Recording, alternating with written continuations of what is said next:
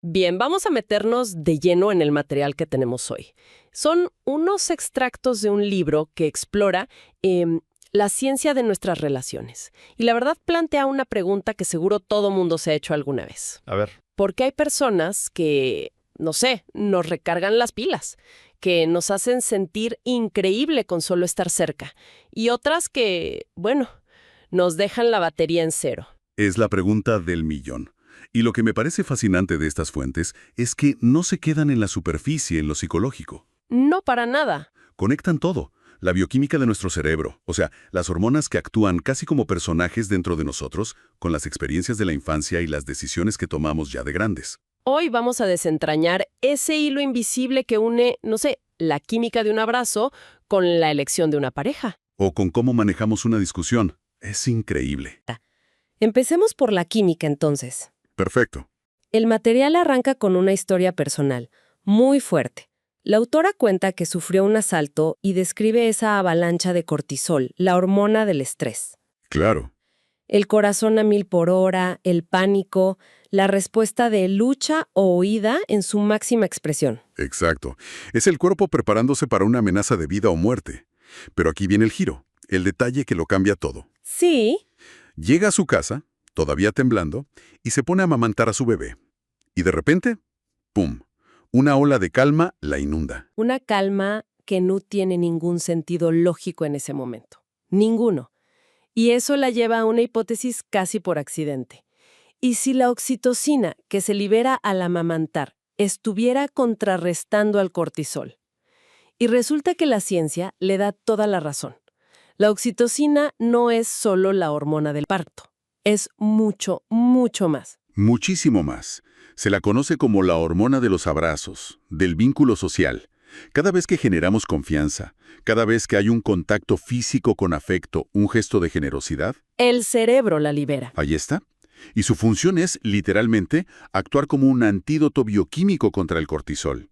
Es el interruptor que apaga la alarma del estrés en el cuerpo. O sea que reduce la presión arterial, baja el ritmo cardíaco, te devuelve a la calma. Te devuelve a la calma y a la seguridad. Entonces lo que describes es como una batalla bioquímica constante dentro de nosotros.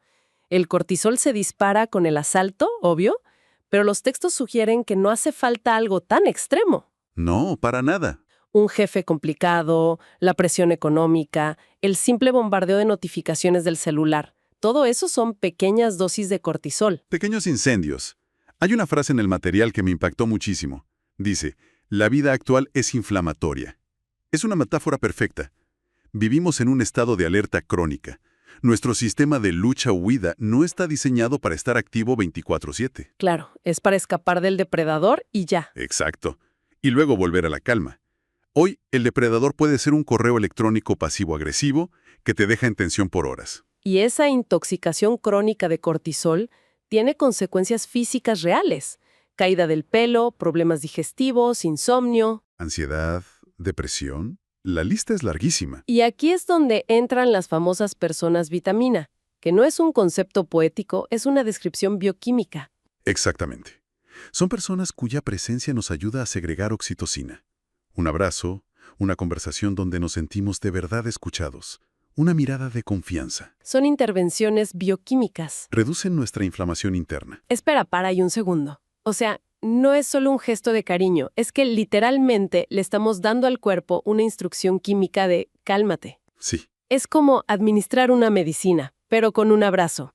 Eso me vuela la cabeza. Cambia la perspectiva por completo. Totalmente. Y el cuerpo tiene un mecanismo increíblemente sofisticado para gestionar esto, como un director de orquesta que maneja esta sinfonía de calma y alerta. Y aquí es donde entra en juego el famoso nervio vago, ¿verdad? El material lo llama el nervio de la compasión.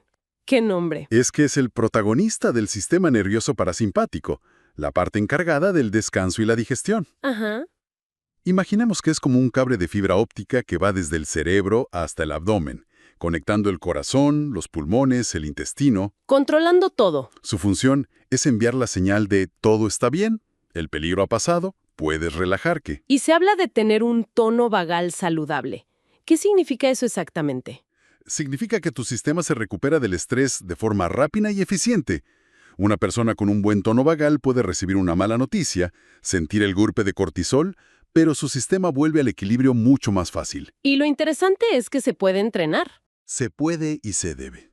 Actividades como la respiración profunda, la diafragmática, cantar, reír a carcajadas, la meditación o incluso... Exponerse al agua fría. Leí eso. Sí, también. Todo eso fortalece el tono vagal. Esto me lleva a una pregunta. Si nuestro nervio vago se activa con la calma, ¿significa que el nerviosismo o la serenidad de otra persona son literalmente contagiosos? En cierto modo, sí. El fenómeno se llama corregulación. Nuestros sistemas nerviosos están en constante comunicación no verbal. Se escuchan entre sí. Se escuchan y se influyen mutuamente. Por eso estar cerca de alguien en pánico puede acelerar nuestro propio pulso, aunque no sepamos por qué. Y a la inversa, la presencia de una persona genuinamente serena. Tiene un efecto tangible y calmante en nuestro cuerpo. Su sistema nervioso tranquilo ayuda a regular el nuestro. Es la ciencia detrás de la frase «me transmite paz».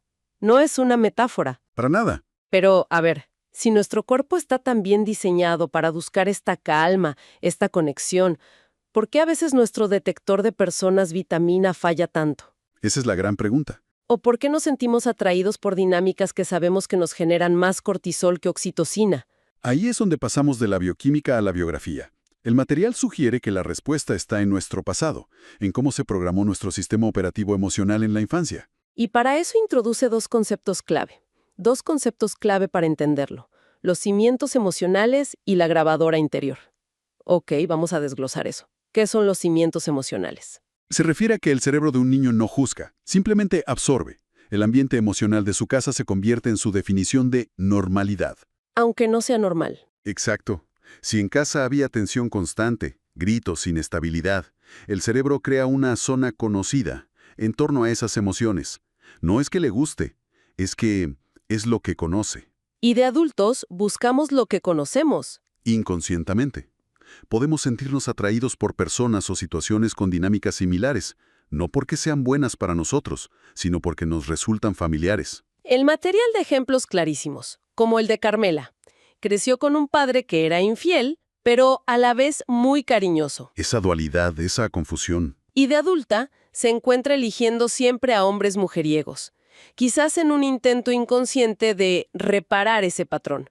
Su cerebro confunde esa mezcla de afecto e incertidumbre con el amor. O el caso de Celia. Su madre era hipercrítica y súper exigente. Años después, tiene una jefa igualita y ni se da cuenta. No lo percibe como una amenaza. Para su sistema, esa exigencia es normal. Es el sonido de fondo al que está acostumbrada. No activa sus alarmas de la misma manera que lo haría en otra persona. Es una lealtad invisible a nuestro pasado. Y luego está la grabadora interior. Uf, creo que con solo oír el nombre ya sé por dónde va esto. Es exactamente lo que parece. Las frases que escuchamos repetidamente de nuestras figuras de autoridad en la niñez, padres, maestros, se graban, Y se convierten en la voz de nuestro crítico interno. tal cual. Frases como no eres suficiente, eres torpe, siempre lo arruinas todo. O, por el contrario, eres capaz, confío en ti. ¡Qué bien lo has hecho! Ese guión se reproduce en nuestra cabeza durante toda la vida. Moldea nuestra autoestima y las decisiones que tomamos. Acabo de escuchar la voz de mi maestra de tercer grado en mi cabeza diciéndome que mi letra era un desastre. Es increíble cómo décadas después esa cinta sigue ahí. Sigue ahí, y esto plantea una pregunta que da un poco de vértigo. ¿Amamos como nos amaron? ¿Elegimos a personas que nos confirman lo que esa grabadora nos dice? Es una de las grandes preguntas que plantea el material. Y si bien ese condicionamiento es muy poderoso, no es una sentencia de por vida. Menos mal. La clave es hacer consciente ese guión para poder reescribirlo. Y eso nos lleva a la parte más práctica. Si entendemos estos mecanismos, ¿cómo podemos elegir mejor en el presente? Especialmente en la pareja. Aquí es donde se introduce la teoría de la pirámide. Suena muy estructurado, casi como una fórmula matemática para el amor. Puede sonar así al principio, ¿sí? Pero en realidad es un modelo para buscar el equilibrio. La base de la pirámide, lo primero que sentimos es la chispa. La atracción, la química. Esa conexión inicial es fundamental. Pero los textos advierten que no es suficiente. Muchas veces esa chispa está teñida por nuestros cimientos emocionales. Nos atrae lo familiar, no necesariamente lo sano. Exacto. La chispa de Carmela se enciende con el hombre incorrecto. Entonces, ¿cuál es el siguiente nivel de la pirámide? El siguiente nivel es la cabeza. Se trata de usar la inteligencia, la observación, para evaluar si hay compatibilidad en los grandes temas. Más allá de la atracción inicial. Claro, coincidimos en valores. Nuestras personalidades son compatibles a largo plazo. Tenemos un proyecto de vida que pueda ir en la misma dirección. Pero eso de analizar a la pareja con la cabeza suena un poco frío, ¿no? Como si fuera una hoja de cálculo para el amor. ¿Dónde queda la magia? Es una objeción muy válida. Y el material no sugiere eliminar la magia, para nada, sino complementarla con sabiduría. ¿Ok? La idea no es hacer una entrevista de trabajo en la primera cita, sino observar con atención a lo largo del tiempo. Es reconocer que el enamoramiento inicial, Esa fase de oxitocina y dopamina puras. esa misma, puede nublarnos el juicio. La cabeza nos ayuda a ver si hay una estructura sólida debajo de esa bonita fachada. Entiendo. Y para ayudar a la cabeza a hacer su trabajo, mencionan un concepto con un nombre bastante intimidante. El Sistema Reticular Activador Ascendente, o SRAA. Sí, el nombre es complejo, pero la idea es súper simple. El SRAA es como el sistema de filtros de nuestro cerebro. Ok. Cada segundo recibimos millones de bits de información. Es imposible procesarlo todo. El SRAA decide a qué le prestamos atención. Si decides comprar un coche rojo, de repente... Empiezas a ver coches rojos por todas partes. Exacto. No es que haya más, es que tu cerebro ahora los está buscando activamente. Ah, es como el filtro de spam para la vida. O en este caso, un filtro de spam para citas. Porque a veces parece que solo nos fijamos en lo que no nos conviene. Exactamente. La neurociencia le tiene un nombre a ese filtro. La propuesta del libro es usarlo a nuestro favor. ¿Cómo? Si defines con claridad cuáles son los 3 valores o cualidades no negociables que buscas en una pareja. Por ejemplo, honestidad, buen humor y responsabilidad afectiva. ¿Tu SRA se calibra? Perfecto. Tu cerebro se vuelve mucho más eficiente en detectar a personas que exhiben esas cualidades. Y, quizás igual de importante, en notar su ausencia. O sea, es una forma de entrenar al cerebro para que no se deje llevar solo por la chispa inicial, que puede ser engañosa. Le das un mapa. ¿Das un mapa? Me gusta la idea. Lo que el corazón desea de verdad, la mente se lo acaba mostrando. Es hacer la búsqueda más intencional. No es tener una lista de 100 requisitos, sino tener claros los pilares. Si no, es muy fácil que tu cerebro se guíe por los patrones antiguos. Por los cimientos emocionales. Tiene todo el sentido del mundo. Hemos hablado de cómo atraer a las personas vitamina, pero ¿qué hacemos con las que nos drenan? Uf, el gran tema. El material aborda a esas personas, pero propone un reencuadre del término persona tóxica. Sí, y es un matiz importantísimo. Sugiere que, en lugar de etiquetar a la persona como tóxica, pensemos en el efecto que tiene sobre nosotros como una intoxicación de cortisol. Intoxicación de cortisol. Me gusta. Cambia el foco. El problema no es la esencia de la otra persona, que no podemos cambiar, sino la reacción bioquímica que se produce en nuestro cuerpo. ¿Que sí podemos gestionar? Exacto.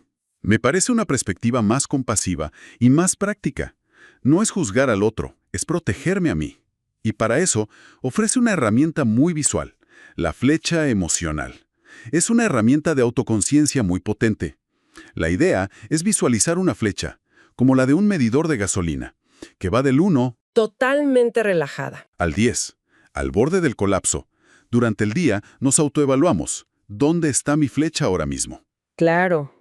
Quizás empieces el día en un 2, pero después de un atasco y una reunión tensa, tu flecha ya está en un 7. Y conocer ese número es crucial antes de interactuar con alguien que sabemos que nos resulta difícil. O sea, si sé que tengo que hablar con mi jefe sobre algo complicado y mi flecha ya está en 7 por un día terrible, la recomendación es no hacerlo. La recomendación es, si es posible, posponer la conversación.